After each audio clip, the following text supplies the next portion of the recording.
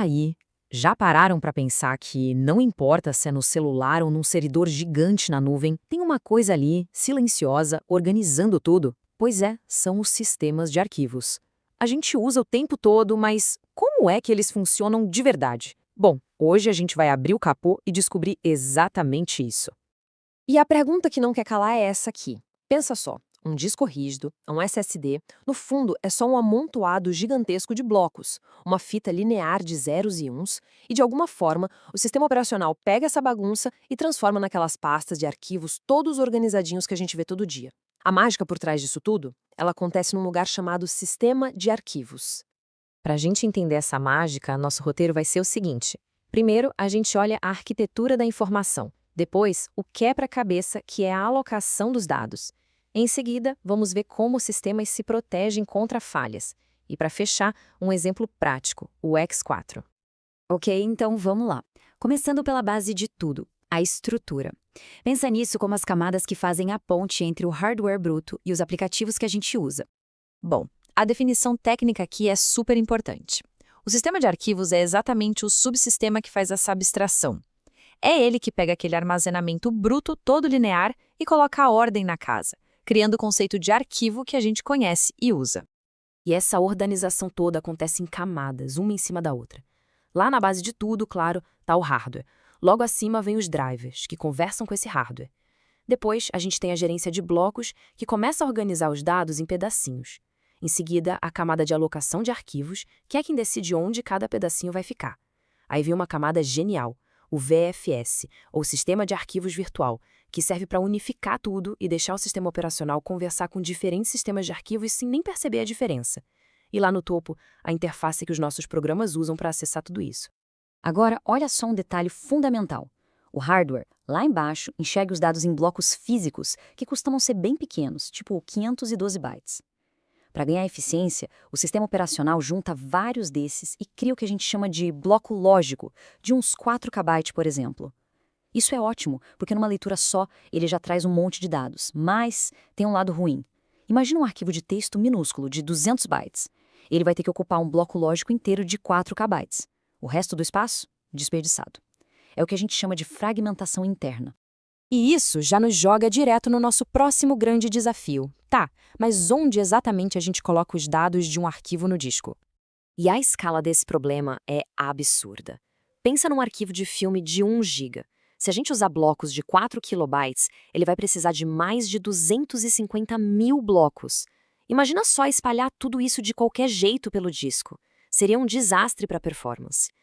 Então, como é que o sistema operacional organiza essa bagunça toda? A primeira ideia, a mais óbvia, é a alocação contígua. A lógica é simples. Todos os blocos de um arquivo ficam um atrás do outro, em sequência. Para a velocidade, isso é excelente. A cabeça de leitura do disco quase não se mexe.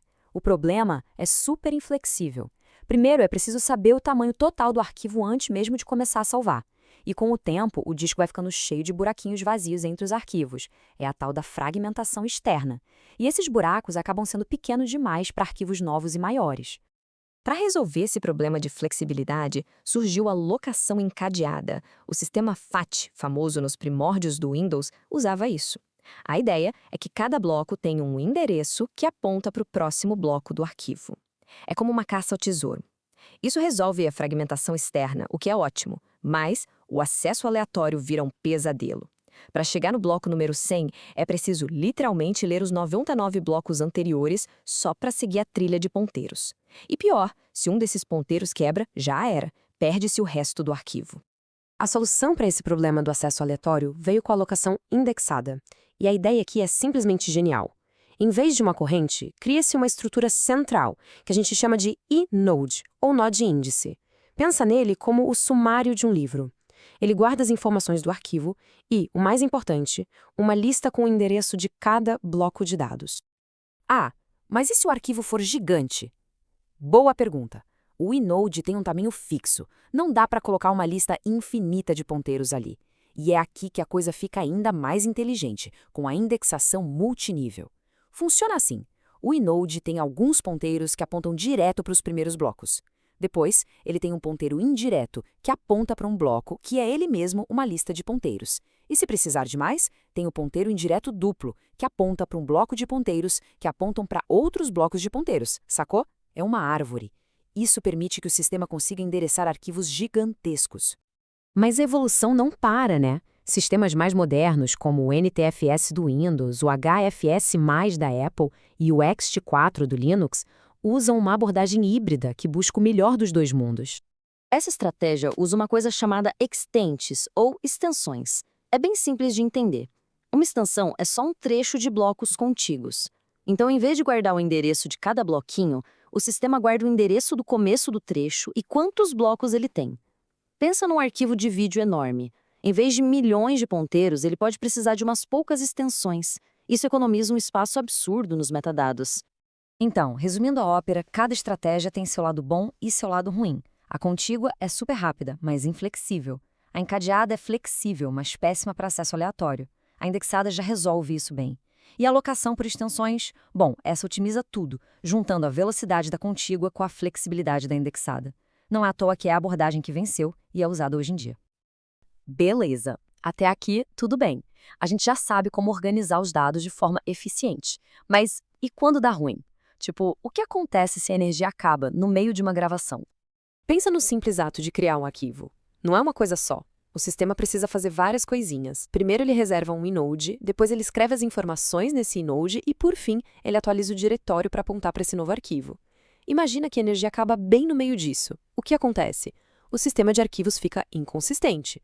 É possível ter um inode marcado como em uso, mas nenhum arquivo apontando para ele. É um fantasma no sistema, um recurso que foi perdido. A solução para isso é uma técnica chamada journaling, que é basicamente um registro de transações.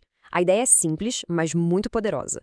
Antes de fazer qualquer alteração de verdade, o sistema operacional escreve num diário, o tal do journal, exatamente o que ele pretende fazer. É como uma lista de tarefas. Só depois de anotar tudo é que ele vai lá e faz. Se a energia cair no meio, não tem problema. Quando o computador liga de novo, ele olha o diário, vê o que ficou pela metade e termina o serviço, ou desfaz tudo. O importante é que o sistema sempre volta para um estado consistente. Mas existe uma outra abordagem usada por sistemas de arquivos bem modernos como o ZFS, o BTRFS e até o APFS da Apple. É o Copy on Write, ou CAL. A filosofia aqui é diferente. Em vez de alterar um dado no lugar onde ele está, o CAL nunca sobrescreve nada. Ele pega a versão atualizada, escreve num lugar novo, vazio, e só depois atualiza os ponteiros.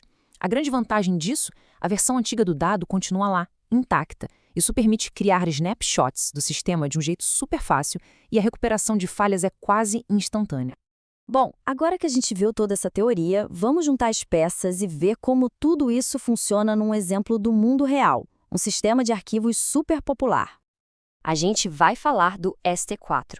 Ele é o sucessor do ext3 e é o padrão em um monte de distribuições Linux por aí.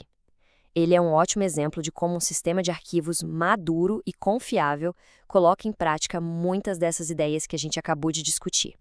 E a anatomia do ext4 é um resumo perfeito de tudo que a gente viu. A partição é dividida em grupos de blocos. Cada um desses grupos tem sua própria tabela de inodes e seus próprios blocos de dados. Isso ajuda a manter os metadados de um arquivo perto dos dados dele, o que melhora muito a performance. Para garantir a confiabilidade, ele usa journaling, uma técnica que o NTFS do Windows também usa, e para alocar os arquivos de forma eficiente, ele usa extensões. O ext4 é basicamente o resultado de décadas de evolução no design de sistemas de arquivos. E olhando para o futuro, a coisa fica ainda mais interessante. O volume de dados que a gente gera está explodindo e novas tecnologias de armazenamento, tipo memórias não voláteis, estão aparecendo. A grande pergunta que fica no ar é: qual vai ser a próxima grande evolução? Será que esses princípios que a gente viu hoje vão continuar sendo a base de tudo? Ou será que a gente está prestes a ver uma forma completamente nova de organizar os dados? Bom, só o tempo vai dizer.